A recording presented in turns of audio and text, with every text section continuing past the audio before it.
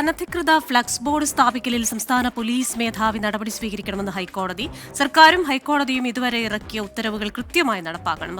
തദ്ദേശ സ്ഥാപനങ്ങളിൽ പ്രതിമാസ വിലയിരുത്തൽ യോഗമുണ്ടാകണമെന്നും ഹൈക്കോടതി ഉത്തരവുണ്ട്. വിവരങ്ങളുമായി എസ് ശ്രീകാന്താണ് കൊച്ചിയിൽ നിന്ന് ചേരുന്നത്. ക്ഷമിക്കണം, ശ്രീകാന്താണ് തിരുവനന്തപുരത്ത് നിന്ന് ചേരുന്നത്. ഞാനത് ആലോചിക്കുകയും ചെയ്തു. കഴിഞ്ഞ വാർത്തയിൽ തിരുവനന്തപുരത്ത് നിന്ന് ഈ വാർത്തയിൽ കൊച്ചിയിലേക്ക് വരാനും മാത്രം സ്പീഡ് ശ്രീകാന്തിനുണ്ടോ എന്നുള്ള കാര്യം. അപ്പോൾ ശ്രീകാന്ത്, ഗുഡ് ഈവനിങ് അഗെയിൻ. അപ്പോൾ നമ്മുടെ ജസ്റ്റിസ് ദേവൻ രാമചന്ദ്രൻ ഒരു കോടതി സമുച്ചയത്തിന്റെ ഉദ്ഘാടനത്തിന് കൊല്ലത്ത് വരുന്നു. അവിടെ താൻ നിരോധിച്ച ഫ്ലെക്സുകൾ ഇങ്ങനെ കാഴ്ച മറച്ചുകൊണ്ട് പുഞ്ചിരി തൂകി നിൽക്കുന്ന പല പ്രമുഖരെയും കാണുന്നു. അപ്പോൾ എത്രയും വേഗം ഇത് മാറ്റണം എന്ന നടപടി ഉണ്ടാകുന്നു. ഇപ്പോൾ പോലീസ് മേധാവിക്ക് ചില നിർദ്ദേശങ്ങൾ നൽകിയിരിക്കുന്നുവെന്ന് മനസ്സിലാക്കുന്നു. വിവരങ്ങൾ എന്തൊക്കെയാണ്? കൃഷ്ണ, ജസ്റ്റിസ് ദേവൻ രാമചന്ദ്രനാണ് ഈ വിഷയത്തിൽ ഇപ്പോൾ ഉത്തരവിറക്കിയിരിക്കുന്നത്. സംസ്ഥാനത്തെമ്പാടും വലിയ ചലനങ്ങൾ ഉണ്ടാക്കാൻ പോകുന്ന കോടതിയലക്ഷ്യ നടപടികൾ ക്ഷണിച്ചു വരുത്താൻ പോകുന്ന കടുത്ത പോലീസ് നടപടികൾക്ക് വഴിവെക്കുന്ന ഉത്തരവ് ജസ്റ്റിസ് ദേവൻ രാമചന്ദ്രൻ എടുക്കുന്നു. ഇത് രാഷ്ട്രീയ പാർട്ടികൾ എങ്ങനെ ഇതിനെ ഉൾക്കൊള്ളും എന്നുള്ളത് കാത്തിരുന്ന് കാണേണ്ടതാണ്.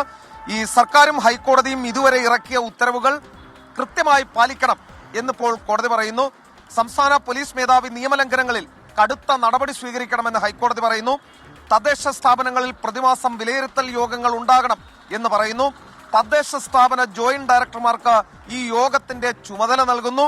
തദ്ദേശ സ്ഥാപനങ്ങൾ ഇത്തരത്തിൽ വെക്കുന്ന ബോർഡുകൾക്ക് പിഴ ഈടാക്കണമെന്ന് പറയുന്നു. ഇക്കാര്യം തദ്ദേശ സെക്രട്ടറിമാർ ഉറപ്പാക്കണമെന്ന് കോടതി ചൂണ്ടിക്കാണിക്കുന്നു.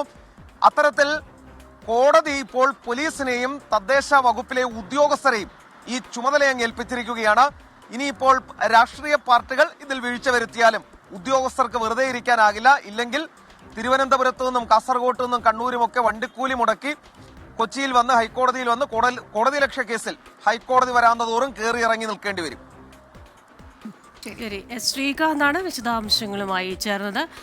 അപ്പോൾ ഇങ്ങനെ പല നഗരങ്ങളിലും അനധികൃതമായി സ്ഥാപിച്ചിരിക്കുന്ന ഫ്ലെക്സുകൾ അത് പലപ്പോഴും നമ്മുടെ കാഴ്ച മറയ്ക്കുന്നു. ആ കാഴ്ചയുടെ മുന്നിൽ നമ്മൾ കാണുന്ന ആരുടെയെങ്കിലുമൊക്കെ കോളിനോസ് പുഞ്ചിരിയായിരിക്കും ഈ ഫ്ലെക്സുകളിൽ കാണുന്നത്. അപ്പോൾ ജസ്റ്റിസ് ദേവൻ രാമചന്ദ്രൻ കൃത്യമായി അത് പറഞ്ഞിട്ടുണ്ട്. അദ്ദേഹം കൊല്ലത്തെത്തിയപ്പോൾ വലിയ നടപടി ഉണ്ടായി. ഇനി അദ്ദേഹം തിരുവനന്തപുരത്തൂടെ വന്നു കഴിഞ്ഞു കഴിഞ്ഞാൽ കാര്യങ്ങളൊക്കെ പൂർത്തിയാകും. അപ്പോൾ തിരുവനന്തപുരത്ത് അദ്ദേഹം ഞായറാഴ്ച വരാനുള്ളൊരു സാധ്യത ഞാൻ കാണുന്നുണ്ട്. മിക്കവാറും നമ്മുടെ SKNet40 ഉറപ്പാണോ ഇല്ലയോ എന്ന് എനിക്കറിയില്ല. പക്ഷെ എന്നാലും അദ്ദേഹം എന്തെങ്കിലും ആവശ്യത്തിന് തിരുവനന്തപുരത്ത് വന്നു കഴിഞ്ഞു കഴിഞ്ഞാൽ ഈ നടപടികൾ കൂടുതൽ ത്വരിതപ്പെടും. മാത്രവുമല്ല, കടുത്ത നിർദ്ദേശമാണ് പോലീസ് മേധാവിക്ക് നൽകിയിരിക്കുന്നത്.